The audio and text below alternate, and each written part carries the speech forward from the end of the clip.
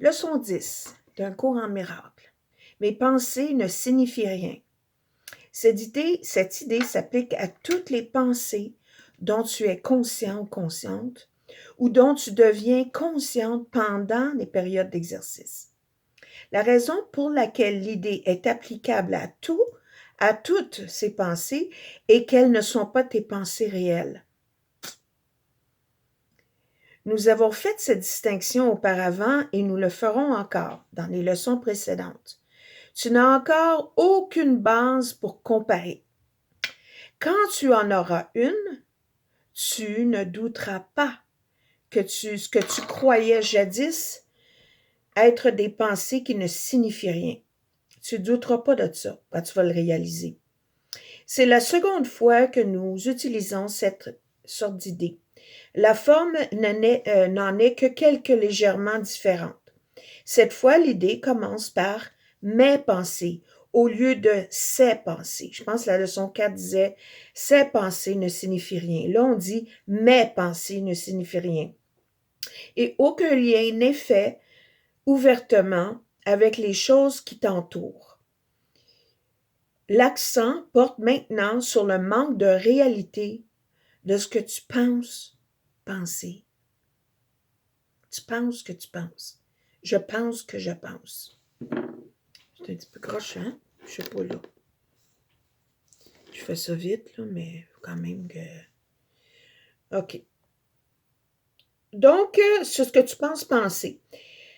Cet aspect du processus de correction a commencé par l'idée que tes pensées, les pensées dont tu es conscient, sont insignifiantes.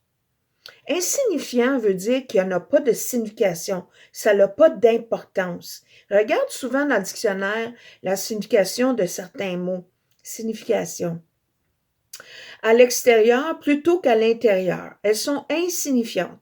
À l'extérieur plutôt qu'à l'intérieur, puis il a fait ressentir leur état passé plutôt que présent.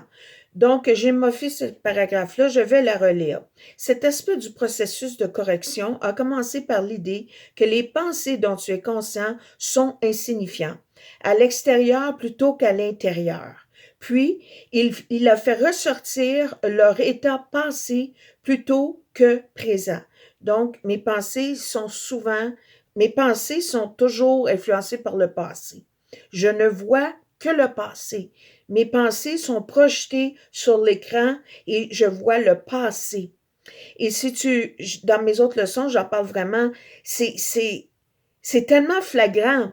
Si on n'est pas dans le moment présent, nos pensées, notre impression qu'on pense, c'est des images du passé. Puis des images qu'on pense du futur, c'est quelque chose qu'on connaît déjà du passé.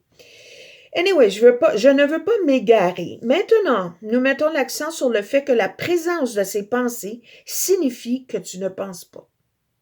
Si tu peux juste réaliser ça, là, que quand je commence à penser à ce que je devrais faire, ce que j'aurais pas dû faire, le regret, la peur, etc., des pensées comme tu passes la balayeuse, puis d'un coup tu penses qu'il faut que tu ailles payer une facture, ou il faut que tu appelles Maurice, etc. T'es pas dans le moment, là. Tu n'es pas dans le moment. Tes pensées sont dans le futur ou dans le passé. Ils n'ont pas de vie, ces pensées-là. Comprends-tu? Ils n'ont pas de vie. Ils n'ont pas de substance. C'est dans ta tête que ça se passe. C'est ça pourquoi on dit que la parole est vivante. Mais je veux pas continuer comme ça. Mais les pensées réelles, c'est des pensées vraies qui sont dans le moment, qui viennent à toi.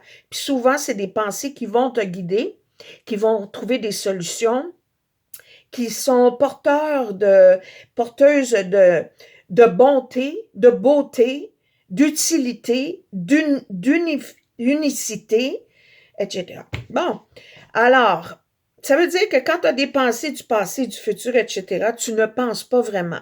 C'est comme un appareil, ça le dit même en quelque part. Ce n'est qu'une façon de répéter ce que nous avons dit plus tôt, à savoir que ton esprit est réellement vide quand tu fais ça.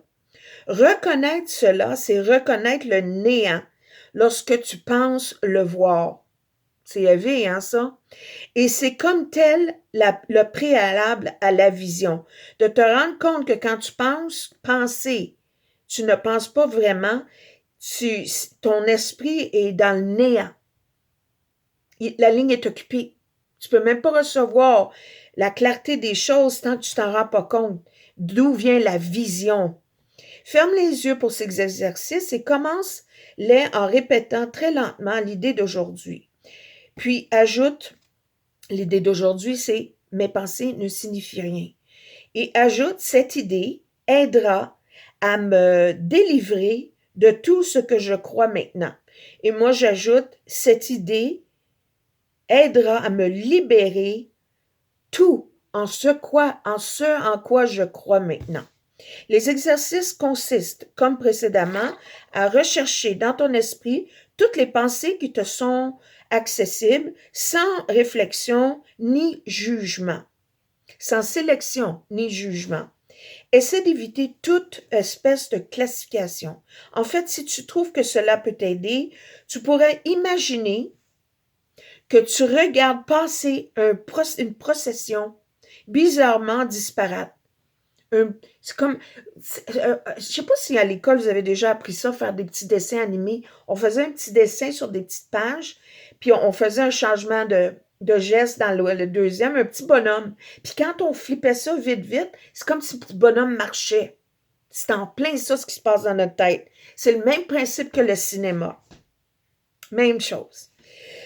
Alors, si ça peut t'aider, imagine que c'est comme ça. C'est un processus. Où est-ce que j'ai vu ça, non? Ah oui, c'est ça. C'est comme si tu regardais passer une procession bizarrement disparate. Il n'y a pas de lien. Tu as une pensée, tu en as une autre, c'est incohérent, c'est déséquilibré et il y a de l'écart entre chaque. Et qui n'a pas de signification pour toi. Qui n'a pas ou peu de signification pour toi. Tandis que chaque pensée te traverse l'esprit, et là tu dis, ma pensée au sujet de ne signifie rien. Ma pensée au sujet de ceci ne signifie rien. En anglais, ça répète this thought. Ici, ça dit ma pensée. This thought, c'est cette pensée. Mais en français, ils ont traduit, au lieu de cette pensée, ma pensée. Imaginez-vous, je me suis arrêtée longtemps, ça m'a dérangé ce matin. J'ai une grande frustration avec la traduction. La première, puis ça, c'est pour ça que je dis, ma pensée à ce sujet-là ne signifie rien. La première, c'est que qui a décidé de traduire ça? Si le cours est venu en anglais à une personne désignée par un choix céleste, peut-être que la même chose serait arrivée en français, mais ça a été traduit et ce n'est pas juste toujours. Fait que là, je travaillais là-dessus, là. Ma pensée au sujet de la traduction de ce livre ne signifie rien. Ma pensée au sujet des mots erronés selon ma perception ne signifie rien. Donc, tu vois, je pouvais l'appliquer à ça. C'est un jugement. C'est un jugement. La pensée d'aujourd'hui peut évidemment servir pour toute pensée qui te bouleverse à n'importe quel moment.